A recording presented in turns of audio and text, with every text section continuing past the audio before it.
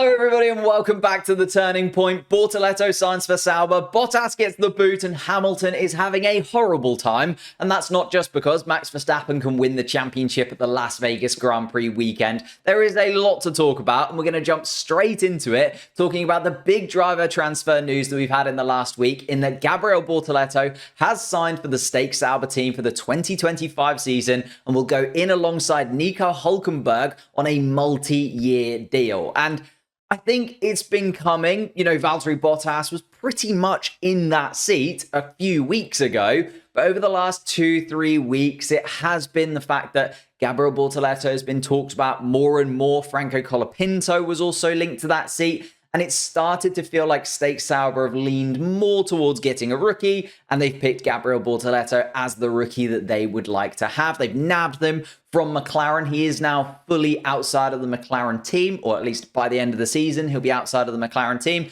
and will be moving forward for Audi, obviously, in 2026. But I thought we'd start with the fact that it does seem like it's come a little bit out of nowhere that Gabriel Bortoleto has grabbed this seat. You go back to the beginning of the year and you look at everybody's 2025 driver predictions for the 2025 grid, and I don't think anybody mentioned Gabriel Bortoleto. In fact, I definitely didn't mention Gabriel Bortoleto because he was coming into Formula 2 as a rookie, and although he had a very, very good Formula 3 campaign, I don't think anybody was expecting him to be this good in Formula 2. So I thought we'd take a little bit of a step back and talk about how Gabriel Bortoleto has put himself in this position where now he is going to be a full-time Formula 1 driver in 2025, despite being on nearly nobody's radar at the beginning of the season. And I think the reason that it's been very up and down for Bortoleto, and the reason that people were a little bit 50-50 on him in Formula 2 is because if you go right back to the beginning of his Formula careers, he went into Formula 4, Italian Formula 4 in 2020 with Prema, and he only finished in 5th place. So he didn't have an amazing start to single-seaters, especially because he then backed that up with a 15th place finish in the Formula Regional European Championship. And then it felt like, okay, maybe Bortoleto isn't even going to make it into Formula 3, let alone then make the step from Formula 3, Formula 2 and into Formula 1. He was very much under pressure to perform.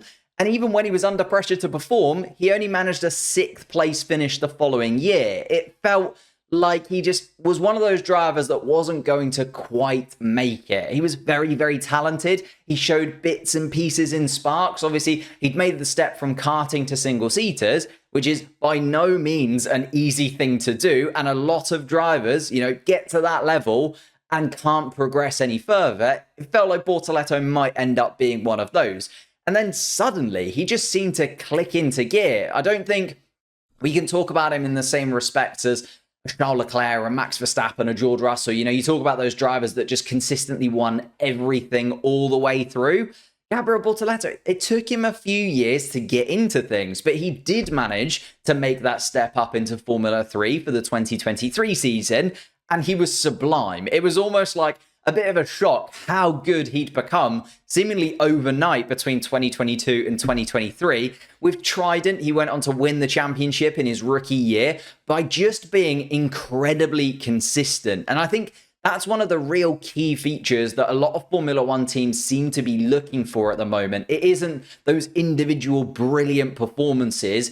It is consistency across all levels, consistency across various different types of racetracks, various different types of cars under different circumstances throughout an entire season, which of course is something that you definitely want in a Formula 1 driver, but you do also want those sparks of pace. And I think Gabriel Bortoleto has then taken that consistency from the 2023 Formula 3 championship that he won, turned that into consistency into the Formula 2 season, but also shown some absolutely staggering drives alongside that. And again, taken a big step forward, which is now why he is in the position where Stake Sauber really, really wanted to grab hold of him. Obviously, McLaren picked him up at the end of the 2023 season once he'd won Formula 3, managed to get him a slot in Formula 2, and he's just grabbed that with both hands. Obviously, a little bit of a poor start to the season, outside of his control a little bit though. 3 retirements across Jeddah and Melbourne at the start of the year.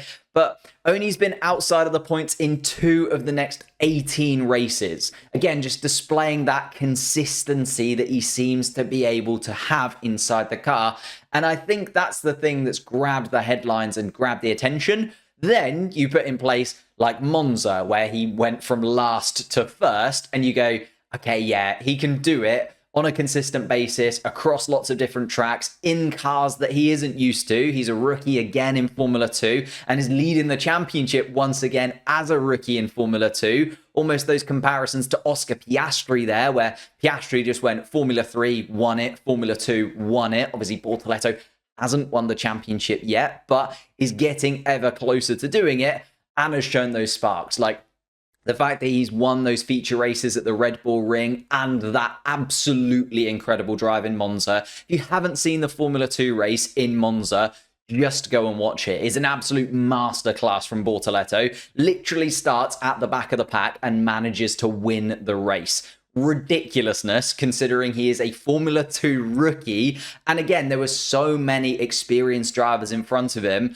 that were really in faster cars, you could argue, also across that weekend. But now that has put him in a position where he is 4.5 points ahead of Red Bull's Isaac Hadjar with 4 races across Qatar and Abu Dhabi to go. So the Formula 2 championship is in his hands. By no means is it easy, but Hadjar has fallen off a little bit as the season has progressed. I think Isaac Hadjar's mentality is starting to be questioned, which is maybe something we can talk about with Red Bull drivers a little bit later on down the line, and whether he'll ever be able to step up into that RB seat in the future.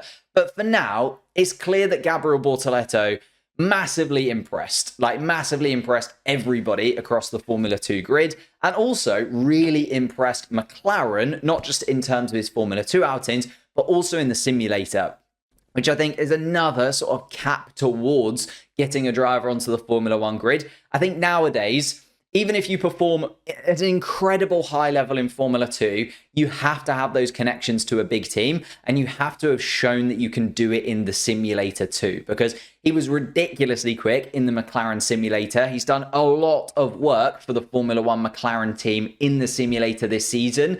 And I think that's, again, another big tick that Formula 1 teams are looking for. I think if you are really consistent in the simulator, as much as it obviously is not quite the same as going out on track, but we've seen if you can do lots and lots of work in a simulator, get lots of laps under your belt in the simulator, especially nowadays with the simulators being so akin and so close to what you're actually going to have out on track, it does kind of put Formula 1 teams in a way where you're like, okay, maybe he can go on and do it. And I think the McLaren team actually were like, he's really doing very well. They've given him an opportunity to also drive historic McLaren cars out on track as well. So I think he's driven the 2021 McLaren car, the 2022 McLaren car. Like, they were willing to give him a bit of a run out this season in some single-seater cars and put him through a proper driver development program. And that's not something that McLaren have done with a lot of their drivers recently. So he really must have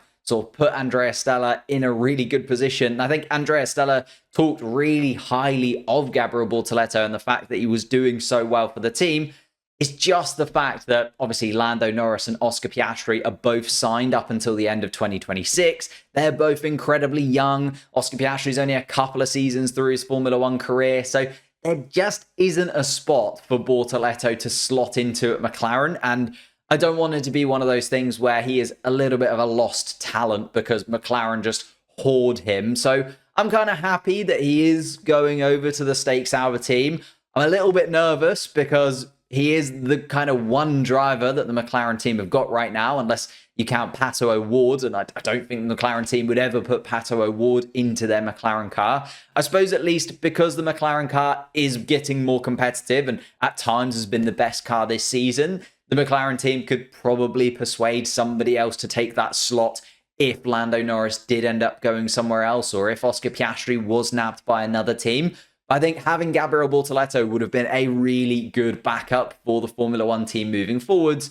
But as I said, I don't want him to be a hoarded talent. I don't want him to have to end up being a test driver for the McLaren team for 2025, 2026. Lando and Oscar still stay, and then he's just kind of in the background. And it's really tough to get yourself onto the Formula One grid as a rookie, especially if you've just kind of been in the periphery for a very long time. Look at someone like Teo Pourchaire, for instance. Just took us too long for him to get onto the Formula One grid, too long for an opportunity to really arise for him.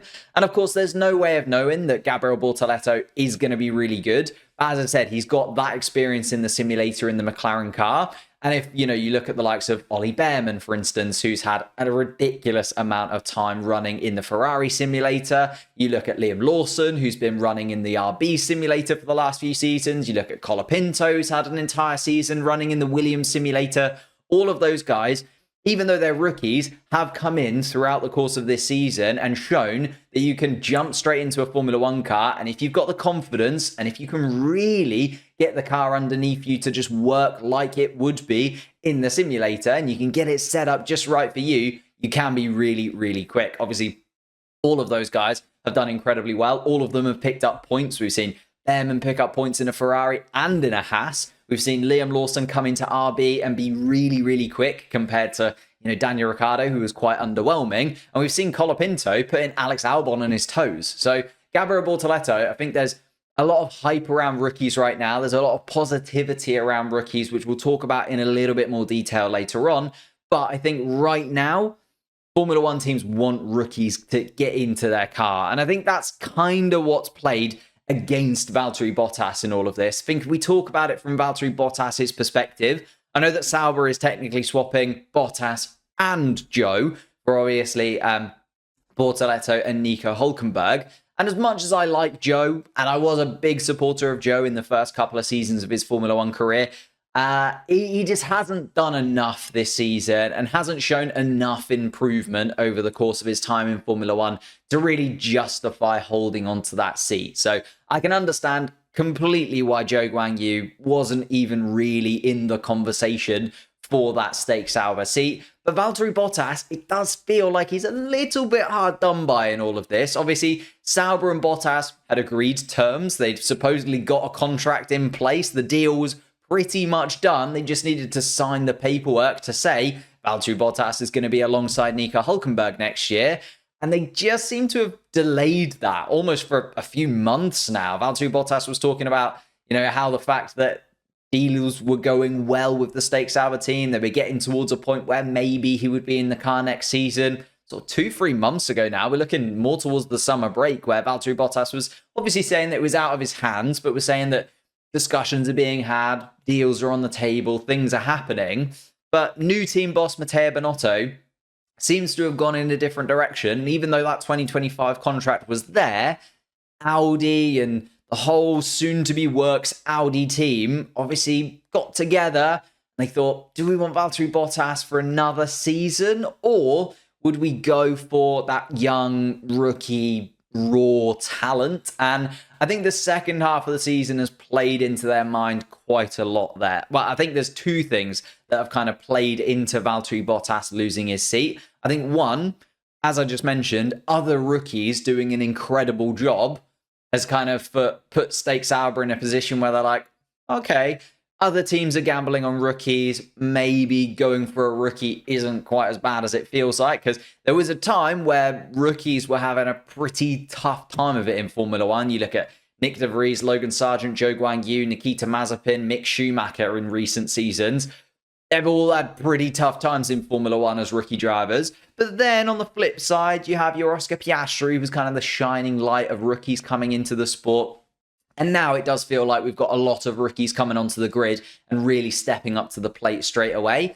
And on top of that, I think this is more of a long-term play. Again, with Valtteri Bottas, it would have been probably a one-year contract for the 2025 season. I'm not sure he would have been offered a multi-year contract because Nico Hülkenberg is already on a multi-year contract. And I don't think the Stake Sauber team would want to pigeonhole themselves into having two kind of post-30 drivers going into the new regulation cycle in 2026. And I think a lot of teams are looking long-term. A lot of teams are looking to 2026 which is why the driver market this season has been so crazy. And that's also just played against Valtteri Bottas, because why would you get in a driver who you can only have for 1 year when you can maybe look to a younger driver who you won't mind having in the car for 2-3 seasons to see how they develop and see how they perform, because you kind of know what you're going to get from Valtteri Bottas, because you could look at how his career has gone, how he's been in the car for the last 2-3 seasons, and that's kind of where you're at with Valtteri Bottas and how you can gauge him.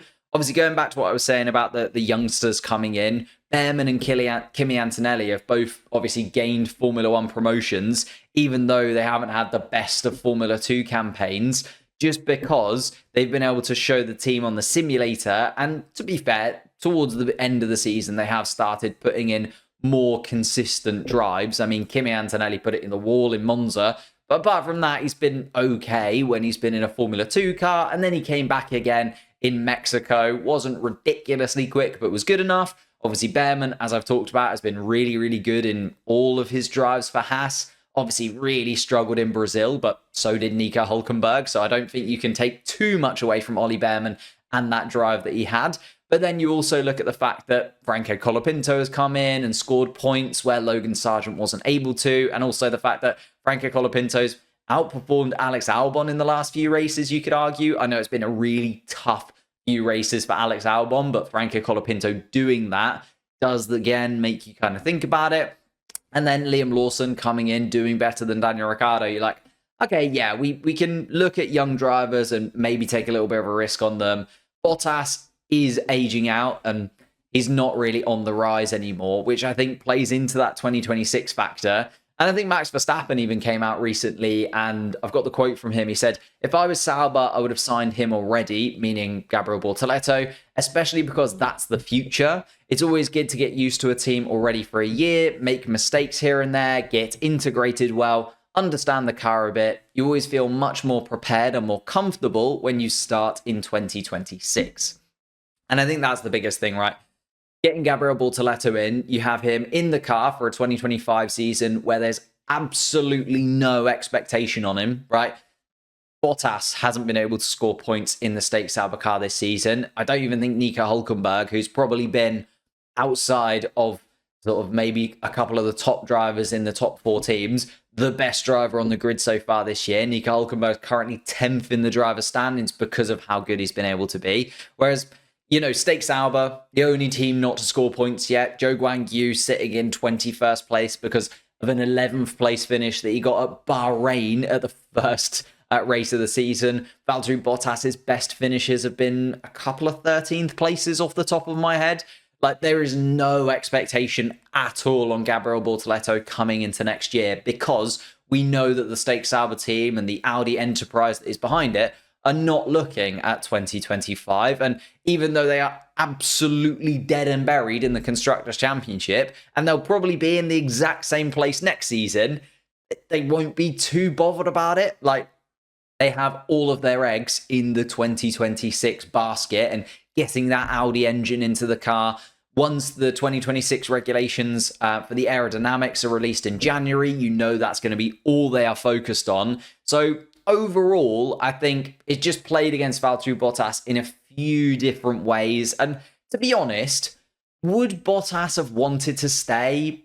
Probably. But will he have a better year outside of Formula 1? Also, probably. Like, he's got his best years behind him. He's got 10 victories in Formula 1 that he can always look back on. He's got numerous Constructors' Championship victories that he can look back on as part of the best team in Formula 1 history in terms of the statistics. You know, he was just absolutely rocketing along with that Mercedes team. Okay, yes, he always had to play second fiddle to Lewis Hamilton, but most drivers would have had to play second fiddle to Lewis Hamilton in that Mercedes setup, especially at that time when he'd been in the car for so many more years than Valtteri Bottas. Like, Valtteri Bottas had a really, really good Formula 1 career and has loads and loads of positives to look back on. Even before his time at Mercedes, he was wicked quick at Williams. So Valtteri Bottas has kind of proved he is good enough, and is a little bit unlucky that all of the other seats are already taken and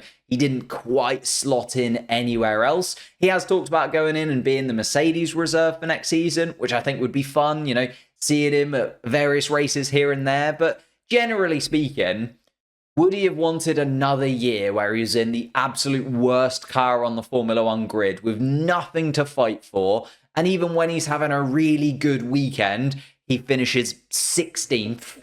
Probably not, considering like the highs that he's been at before. And I know it's kind of that like Kimi Räikkönen thing, isn't it? Is he just sort of staying on for the sake of it a little bit here? Is he overstayed his welcome a little bit? You could argue that too. I don't think that's quite the case for Valtteri Bottas. I think he's still been at a very, very high level. And if somebody were to pick him up for next season, like if something crazy happens and he does have to go into a Formula One seat for next year, I think you're getting a good driver. But on the other hand, like, he can disappear, get some more cycling done, get another calendar made, just enjoy himself. Like, Valtteri Bottas is one of the most fun drivers on the Formula One grid, or at least if you follow him on Instagram, seems like one of the most fun drivers on the Formula One grid. He'll probably have a great time next year. Whatever he ends up doing, even if it is not driving on the Formula One grid, I think he will have more than enough fun. And I'm really excited to see how Bortoleto can do, just to kind of bring this around to Gabriel. I think a great signing for the Stake Sauber team. I kind of underestimated, I guess, him coming into this Formula 2 season. I think most people underestimated him coming into this Formula 2 season, but he has really shown his quality, his consistency.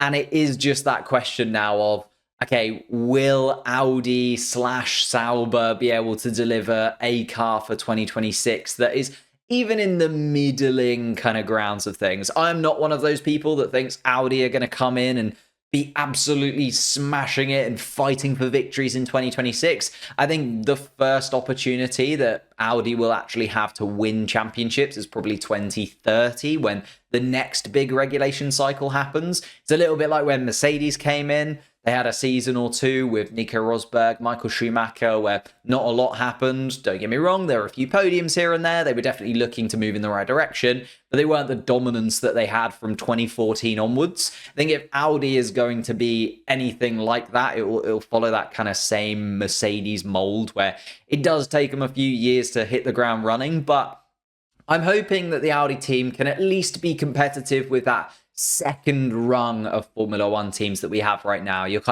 Williamses, your RBs, Alpine, although Alpine would obviously like to kind of be up there. I know it's a works team as well.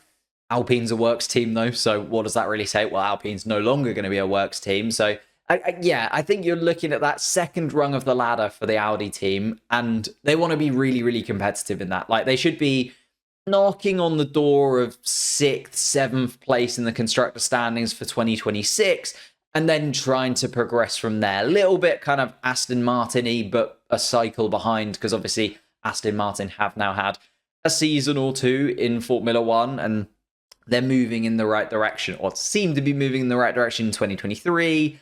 Then they kind of gave up a little bit, kind of on the beach for the last few races of this season, haven't they? Because they've guaranteed their space in the constructor standings. But I would hope that Audi are in a similar build, and I think that would be great for Colapinto. I think cutting your teeth in a team right towards the back end of the grid for a season is okay. I don't think he wants to be right at the back end of the grid for more than a season. I think that just puts you in a horrible place when you're then thrown into a midfield battle and starting 11th on the grid, 10 cars in front of you, 9 cars behind you. There's a lot of pressure there. There's a lot of things going on. I think you want to get used to that fairly soon. Like, you want to get used to that sooner rather than later. And then you obviously want to try and progress forwards and get used to starting at the front of the grid. Something that we've seen does take time to get used to. You look at Lando Norris this season. I think this has been Lando Norris's season of getting used to being at the front of the grid, getting used to the different pressures that there are, because he's been in that McLaren team that has taken those steps progressively forwards. So you're looking at Bortoleto being properly competitive inside of that Audi car, again, in maybe 3-4 seasons time. Or maybe he does an Oscar Piastri and he's just absolutely wicked and he smashes Nico Hülkenberg. We'll have to wait and see. I don't know though. Nico Hülkenberg is a very, very solid Formula One driver and a very smooth operator. But let's move away from that. Let's talk about Lewis Hamilton, who I've also got down on the list of things to talk about, mainly because he has been absolutely slating the Mercedes team in the last week or so. Obviously, post-Brazil, it wasn't great. And then all of the media interviews after that have also not been great either. When Hamilton was asked about, coming to the end of his time with Mercedes, the fact that he spent 11 years in the Mercedes team, and the fact that he's won so much with them, the Constructors Championships, the Drivers Championships, the records that have been broken, the over 100 poles, over 100 wins. How do you feel about it, Lewis? And he said, it can't come to an end soon enough. So there's no nostalgia there for Lewis Hamilton at the moment. Obviously, when he looks back at it in a few years' time, it will be slightly different. And he will be very, very positive about his time with Mercedes. But right now, in the moment, in that Mercedes car, he is having the worst time of his Formula One career. And he has said that. He said it is the worst car right now that he has ever driven. So we're looking at a Lewis Hamilton that is not in the best frame of mind. I do think it's a shame that it is ending so badly because of what I said before, where it's the championships, the wins, the amazing celebratory moments that he's had with the team. I wish it was ending on a little bit more of a high. Like, I don't think, it was ever going to end with him winning the Drivers' World Championship or anything like that, because he probably wouldn't leave the team if they were going to go on and win the Drivers' World Championship. But the fact that it's ending so badly, with Mercedes being the fourth fastest team by a long, long way. And I know there's been pieces of the season, there's been sort of 4-5 races this year where you could argue that they were the fastest or second fastest team, but generally, like, the constructor standings doesn't lie. They have been by far and away the fourth fastest team. Even at the beginning of the season, you could say the fifth fastest team behind Aston Martin at points. And it has just really been a slog of a season for the Mercedes team and Lewis Hamilton. And the 11-year stint coming to an end in that way, him moving over to Ferrari, obviously a team that is a direct rival of the Mercedes team, and a team that he has beaten to championships. You look back at 2018 when he was fighting Sebastian Vettel's Ferrari for the championship, and it was looking like it might be nick and tuck, and managed to come out on top of the Mercedes team. Like, he's kind of been on the opposite side of that, where he's taken championships away from Ferrari, now moving over there and wanting to win championships with Ferrari. It's just, I feel like it could have come to a better end for Lewis Hamilton, but really it's his qualifying that has been the issue, hasn't it? I mean, he has been out-qualified by George Russell here and there during their time at Mercedes, and it's slowly sort of come to a realization that maybe Lewis Hamilton's qualifying pace is falling off a touch. Again, do you blame that on the Mercedes car? Do you blame that on him? We'll have to kind of wait and see once he moves over to the Ferrari, but since the summer break, he's been absolutely smashed by George Russell in every single aspect. He started 14th or lower in 4 of the 7 Grand Prix since the summer break. That is pretty atrocious, isn't it? Like, when you're talking about, again, a top 4 team, you normally would expect those top 8 places to be locked in for those top 8 drivers, and Lewis Hamilton's been nowhere near there a good few times at this point. And as I said, George Russell has been kind of showing that at least the car has had the ability to be there. Do you subscribe to the conspiracy theories that George Russell is getting a slightly better car than Lewis Hamilton?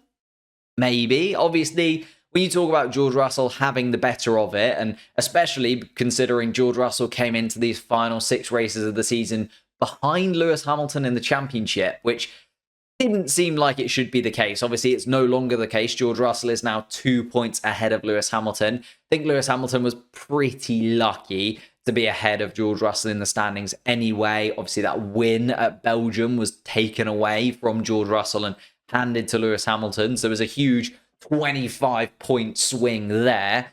And the fact that George Russell has had a couple of races, even actually Silverstone, again, where Lewis Hamilton managed to get a win and George Russell then had a DNF. Like, there was a huge 50-point swing just before the summer break, which really played into Lewis Hamilton's favour. Lewis Hamilton shouldn't have been ahead of George Russell in the standings, and that has now been rectified. And I think George Russell has just shown that he has been a little bit more consistent in the last few races, has been able to get that qualifying pace out of the car. And even though he hasn't had the best of the time either, because that Mercedes car is so up and down, I think George Russell is doing a good enough job. And as I said, like, the team probably are favouring George Russell in one way or another. But you would expect that. It's natural that they see a driver who is leaving the team, a driver who has, given up on Mercedes to an extent to move over to a rival in Ferrari.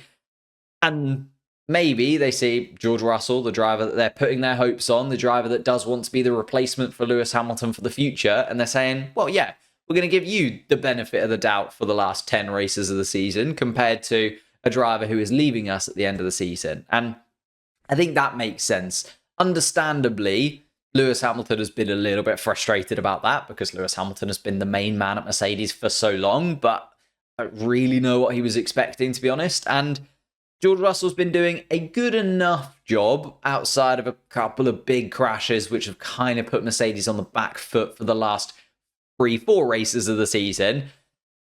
And George Russell does have a crash in him, but as I say, generally speaking, did a really good job. Like, remember, he could have won the Brazilian Grand Prix had the red flag not played against him. He was keeping Lando Norris pretty much at arm's length throughout that entire first stint. It was just that Max Verstappen, Esteban Ocon, and Pierre Gasly didn't pit. Then the red flag came out and they were elevated to first, second, and third. George Russell couldn't really do much about it. Obviously, he lost a place to Lando, then gained it back again. So finished a really solid 4th place, which would have been first place outside of the red flag handing. Well, would it have been first place? Max Verstappen was still very good. Would have probably been 2nd place. I can't imagine both of the Alpines getting the better of George Russell, but I can imagine Max Verstappen maybe getting the better of George Russell. So it would have at least been 2nd place behind Max Verstappen had it not been for the red flag. So there's a lot of positives for George Russell, even though the Mercedes car hasn't quite been there. And as I say, as much as I wanted Lewis Hamilton to maybe finish on a high, as much as I think Lewis Hamilton would have wanted to have finished on a high, the Mercedes team would have wanted Lewis Hamilton to finish on a high, because I do think he'll probably end up being a Mercedes ambassador at some point once he does eventually retire. As I say, I think the fact that he is so negative right now will kind of loop back once he retires, once it's done and dusted. He'll look at the 6 Drivers' Championships that they delivered him, the constant Constructors' Championships that they had, the relationship that he had with Toto Wolff and Valtteri Bottas, and that kind of trio, and how well that dynamic worked for so long. Obviously, there was butting heads at various points, but generally speaking, they were perfect throughout that time, pretty much. Not quite as perfect as, Max Verstappen's 2023 season, and hence why he's got those records. But Lewis Hamilton did manage to win a lot of Grand Prix, like a lot of Grand Prix, and pick up a lot of trophies in that time. Like, he's got a trophy cabinet that he can thank Mercedes for.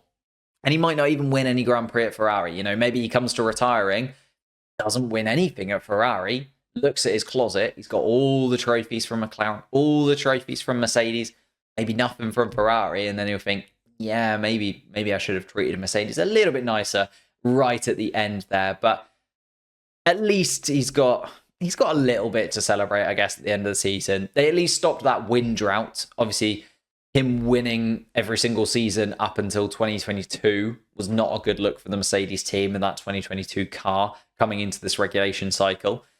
Again, there's been a little bit of discussion about whether or not Lewis Hamilton can deal with ground effect cars. But I don't know if I quite subscribe to that, because there have been times where he's been ridiculously quick, just the Mercedes car hasn't quite been there for him.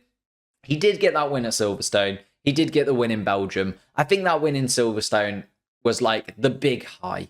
I think if anything, Lewis Hamilton could have won that race in Silverstone and then retired for the rest of the season and come back for Ferrari for 2025. That would have probably been perfect, because he would have gone out winning his home Grand Prix, having that race, being able to celebrate in front of the British fans, obviously breaking the records for British Grand Prix wins, etc., etc., and then just kind of go out into the sunset, have the 12, 13 races off that have been since Silverstone, come into 2025 super fresh for Ferrari.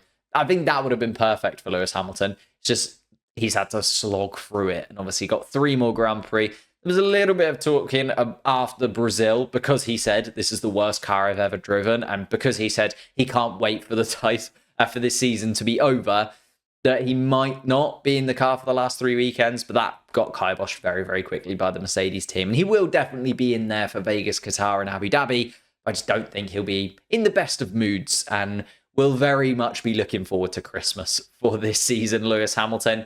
Rounding it out, talking about his championship rival for the 2021 season, the man that took that 8th championship away from him. Did Max Verstappen do it? Did the stewards do it? I'll let you have your own thoughts and feelings on that in the comments down below. But Max Verstappen can win the title going into the Las Vegas Grand Prix weekend. I thought I'd crunch the numbers on it a little bit for you. As much as it pains me as a McLaren fan, you know, going into the final 6 races of the season, I was hopeful. After Austin, I was less hopeful. After Mexico, I was a little bit more hopeful. And then after Brazil, I think it is done and dusted. Obviously, statistically, Lando Norris can still close the gap to Max Verstappen. There's enough points left in the pot that if Max Verstappen has an absolutely horror show and crashes out of every single Grand Prix and every single sprint race that we've got left this season, Lando Norris has to win pretty much everything. He can close the gap. Obviously, the gap now the gap after Las Vegas has to be over 60 points for Max Verstappen to win the championship. If the gap is 59 or lower, Norris can still technically have a chance post-Vegas because of Qatar and because of fastest laps and various bits and pieces. But if it goes to 60 points and the gap between Max and Lando after Las Vegas is 60 points, the championship is over, and we will see Max Verstappen celebrating a championship win in Vegas, which I think could be quite a cool championship sort of venue to win your championship at. Obviously, that does mean that if he wins in Vegas, it's done and dusted. Lando Norris needs to either win. If Lando Norris wins, he's guaranteed to go into the next race in Qatar inside the championship battle still. I think if Lando comes second or third, Verstappen has to finish just 1 place behind him, but that would mean Lando Norris needs the fastest lap. And if anything, you know, you look at Liam Lawson, Sergio Perez, Yuki Tsunoda, they're not going to make sure that, or they're going to make sure that Lando Norris definitely does not have that fastest lap, especially if it's the ability for Max Verstappen to seal the championship in Vegas. I think the Red Bull team would kind of want that to happen, and therefore he's got 3 drivers in cars behind him where they can nab that fastest lap point if they need to. If Norris finishes 4th, 5th, 6th, or 7th, or 8th, he needs Verstappen to be more than 1 position behind him and not have the fastest lap bonus. 9th place and the fastest lap is the minimum that Lando Norris can have.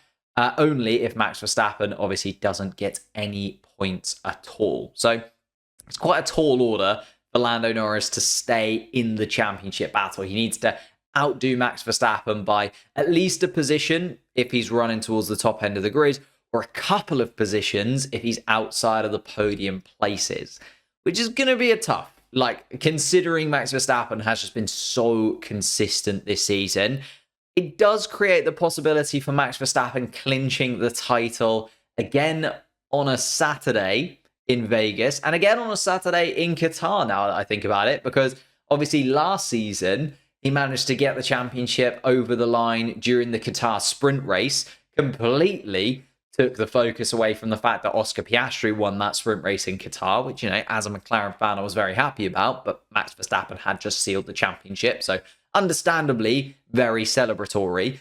But yeah, it was interesting that now it feels like for the 2nd year in a row, he's pretty much guaranteed to do it on a Saturday, which is like a weird statistic that Max Verstappen will now have, and definitely a record he will hold for a very, very long time, I would imagine, for winning back-to-back championships on a Saturday rather than on a Grand Prix on a Sunday. Also, the fact if he wins it in Qatar during the sprint race, he'll have won back-to-back championships during sprint races, which again is a record I don't think anyone will get anywhere close to anytime soon. Like, back-to-back victories on a sprint weekend, You need things to go in a very particular way for that to happen. And Max Verstappen has had it happen twice, which is really, really crazy. But I do think Max Verstappen will probably seal the title in Las Vegas. I just think it's going to happen. Just because I think the Ferrari cars will be so good in Las Vegas,